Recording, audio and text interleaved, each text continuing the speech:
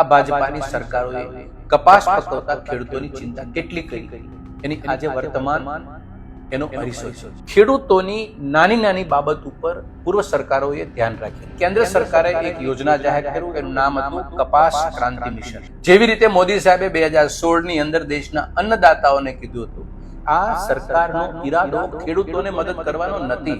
બિયારણની કંપનીઓ જે છે એની પાસેથી સીધું ખરીદી અને ખેડૂતોને આપવા માટેનું એક જબરજસ્ત વેપાર છે અને દલાલી કરી છે આ ભાજપાની સરકારોએ.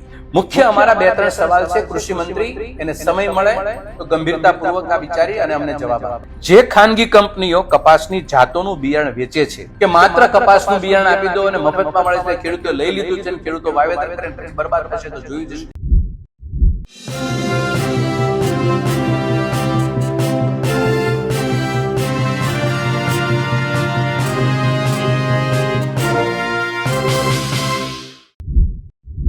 કપાસ પકવતા ખેડૂતો સાથે ભાજપ સરકારે છેતરપિંડી કરી છે. કપાસ ક્રાંતિ યોજનાના નામે ભાજપ સરકાર, પીએમ મોદીની સરકાર ખેડૂતો સાથે છેતરપિંડી કરીને ખેડૂતોને છેતરીને આ યોજનાનો લાભ સીધો બિયારણ પકવતા વેપારીઓને અપાવે છે. આ તમામ આરોપો લગાવ્યા છે કોંગ્રેસ નેતાએ. નમસ્કાર, હું છું ચંદ્રિકા પુત્રી નિરાલી મહેરિયા. તો આવો સાંભળીએ કોંગ્રેસ નેતા મનહર પટેલે ભાજપ સરકાર સામે શું સવાલ કર્યા. આ દેશના કે રાજ્યના કપાસ પકવતા ખેડૂતોની ચિંતામાં પ્રતિ વર્ષ સતત વધારો થતો જાય છે. રાજ્ય 25-30 વર્ષથી અને કેન્દ્રની અંદર 10-12 વર્ષથી આ ભાજપાની સરકારોએ કપાસ પકવતા ખેડૂતોની ચિંતા કેટલી કરી એની આજે વર્તમાન એનો અરીસો છે. દુનિયાના દેશોની સરખામણીમાં ભારતના ખેડૂતોનું કપાસનું ઉત્પાદન પ્રતિ હેક્ટર ઘટવા લાગ્યું અને પ્રતિ હેક્ટર ઉત્પાદન જે આવે છે એની ગુણવત્તા પણ ઘટવા લાગી. જે 10 વર્ષ પહેલા અનેક ગણું ઊંચું હતું એ આજે ઘટી ગયું. કોઈ કહેશે કે એમાં રાજકીય બાબત ક્યાં રહી, પણ એક વાત સ્પષ્ટ કરીએ, ખેડૂતોની નાની નાની બાબત ઉપર પૂર્વ સરકારોએ ધ્યાન રાખેલું. એની ઇનપુટ્સની ગુણવત્તા, એની ક્રોપ પ્રેક્ટિસિસ, ખેડૂતોને મળતી સહાય, પારદર્શક ખેડૂતો સાથેનો જે કંઈ પ્રશ્ન હોય એનું નિવારણ, આવા અનેક મુદ્દાઓ ખેતીમાં ખૂબ મજબૂતાઈથી કામ કરતા હોય છે. આ ચિંતાના ભાગે ભાજપાની કેન્દ્ર સરકારે એક યોજના જાહેર કર્યું, એનું નામ હતું કપાસ ક્રાંતિ મિશન. એ પેટે ગુજરાતના 140 કરોડ રૂપિયા ખેડૂતોને ફાળવવા માટેની એક રકમ ફાળવી. આ રકમ અન્નદાતાઓને ઇનપુટ્સ તરીકે મળે છે, એગ્રી ઇનપુટ્સ તરીકે, બિયારણ છે, અન્ય પ્રોડક્ટ છે, એને આપે છે. હેતુ શું હતો? ખેડૂતોનું કપાસનું પ્રતિ હેક્ટર ઉત્પાદન વધે, ગુણવત્તા વધે અને ઉત્પાદન ખર્ચ ઘટે. આજે 11મી ઓગસ્ટ 2026 એ લક્ષ્ય એને 2031 સુધીની અંદર કેન્દ્ર સરકારે, અમારી સરકાર આ મિશન દ્વારા જે વર્તમાન સમયમાં અમારી 12-13 વર્ષની કાર્ય પદ્ધતિથી જે ઉત્પાદન ઘટી રહ્યું છે અને ઘટતા 466 કિલોગ્રામ પ્રતિ હેક્ટર થઈ ગયું છે, એને અમે 2031 ની અંદર 1800 કિલોગ્રામ પ્રતિ હેક્ટર કરી આપશું. જેવી રીતે મોદી સાહેબે 2016 ની અંદર દેશના અન્નદાતાઓને કીધું હતું કે 2022 ની અંદર અમે તમારું આવક બમણી કરી આપશું. જે રીતે બમણી આવક થઈ ગઈ એ જ રીતે આ પરિસ્થિતિનો અંજામ આવવાનો છે. આ બહુ વાસ્તવિકતા છે, કારણ કે આ સરકારનો ઈરાદો ખેડૂતોને મદદ કરવાનો નથી. આ યોજના જે બિયારણ જે છે, બીટી કોટન છે, કપાસ પકવતા ખેડૂતોનું મુખ્ય ઉત્પાદનનું સ્ત્રોત છે, એ સ્ત્રોત બિયારણની કંપનીઓ જે છે એની પાસેથી સીધું ખરીદી અને ખેડૂતોને આપવા માટેનું એક જબરજસ્ત વેપાર છે અને દલાલી કરી છે આ ભાજપાની સરકારોએ. એ દલાલીના ભાગે ખેડૂતોને બિયારણ મળે છે, એટલે ખેડૂત સામે જે બિયારણ વાળો વેચવા નીકળતો હતો એને બદલે સરકાર વેચવા નીકળે અને કહી દીધું શું? કોટન ક્રાંતિ મિશન. આવા મિશનથી કોઈ ખેડૂતનું ઉત્પાદન વધે નહીં અને કોઈ ગુણવત્તામાં ફેરફાર થવા નથી.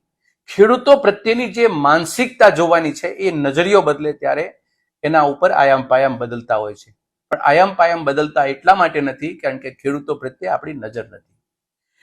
મુખ્ય અમારા 2-3 સવાલ છે. કૃષિ મંત્રી એને સમય મળે તો ગંભીરતાપૂર્વક આ વિચારી અને અમને જવાબ આપે. પહેલી બાબત એ છે કે બીજ નિગમ અને કૃષિ યુનિવર્સિટીઓ પાસે જે આ તમે ખાનગી બીજ ઉત્પાદન પાસેથી કરતા બિયારણ ખરીદ્યું છે અવડો મોટો જથ્થો, એ જથ્થો રેકગ્નાઇઝ કે કોઈ એના ટ્રાયલ લેવાના છે? કાલે એ પરિસ્થિતિનું નિર્માણ થશે તો એના જવાબદાર કોણ? નંબર 2, વિતરણ વ્યવસ્થા જે કપાસ બિયારણની કરી છે એમાં અમુક ખેડૂતોને તમે એ રીતે સિલેક્ટ કર્યા છે, પસંદ કર્યા છે કે જેને એટલાથી એટલા અંતરે વાવેતર કરે તો જ તે. કેટલો વર્ગ તમારા અંતર પ્રમાણે, અને એ જે અંતર બતાવો છો એ ગુજરાતની એગ્રીકલ્ચર યુનિવર્સિટીએ રેકગ્નાઇઝ નથી કરી, તો ખોટા સંશોધનના અભ્યાસોને તમે સામે મૂકી અને ખેડૂતો એ આ સહાયથી વંચિત રહે એવા નાટક કર્યા છે. આની પાછળનું કારણ શું? બિયારણ ખરીદી લેશે, વાવેતર પરિસ્થિતિ જુદી થશે.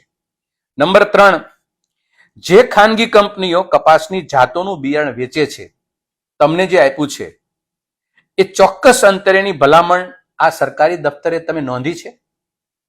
એની ગુણવત્તાસભર વાત પણ તમે નોંધી છે? નંબર 2, એ જાતો રખે ને એ નિષ્ફળ જશે અને ખેડૂતો બરબાદ થશે, તો એની સાથેના તમારી સરકારના બિયારણ કંપની સાથે કોઈ એવા સમજૂતી કરાર કર્યા છે?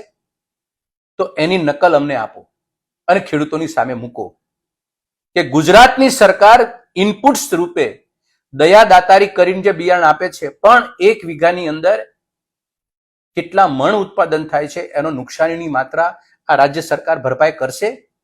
એવી કોઈ સમજૂતી થઈ છે? એ સમજૂતીની વિગત આપો. અને ચોથી અને 5મી બાબત એ છે કે આ બિયારણ જે છે એ આંતરરાષ્ટ્રીય બજારની અંદર ગુણવત્તાસભર ટકે, એમાં 28 થી માંડીને 33ની એની લેન્થ અને સ્ટેપલ સાઇઝ એ આપશે? એ ગુણવત્તા એમાં સચવાય એવી જાતો છે?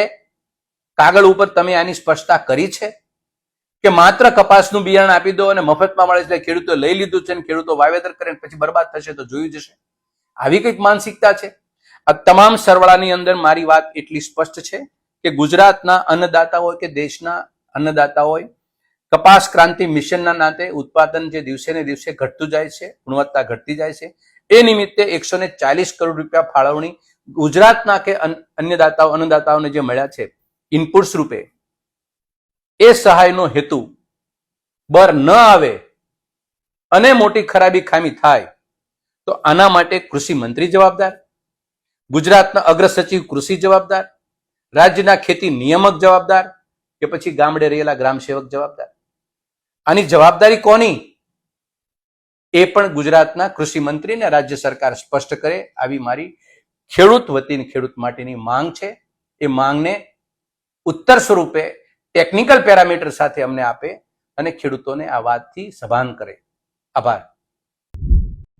તો જેમ તમે મનહર પટેલની વાત સાંભળી, તમે તેમની વાતથી કેટલા સહેમત છો અને આ વિશે શું વિચારો છો અમને જરૂરથી કમેન્ટ કરીને જણાવજો. એ સિવાય સરકારે અમારું જૂનું ફેસબુક અને ઇન્સ્ટાગ્રામ ભારતમાં બેન કરી દીધું છે, તો તમે અમને અમારા નવા અકાઉન્ટ પર પણ ફોલો કરી શકો છો. સાથે સાથે એક બીજી પણ અપડેટ છે, ન્યૂઝ પોર્ટરે હવે હિન્દી ચેનલની પણ શરૂઆત કરી છે, તો હિન્દી કોન્ટેન્ટ માટે તમે ન્યૂઝ પોર્ટર હિન્દીને પણ ફોલો કરી શકો છો. અત્યાર માટે બસ આટલું જ. ધન્યવાદ.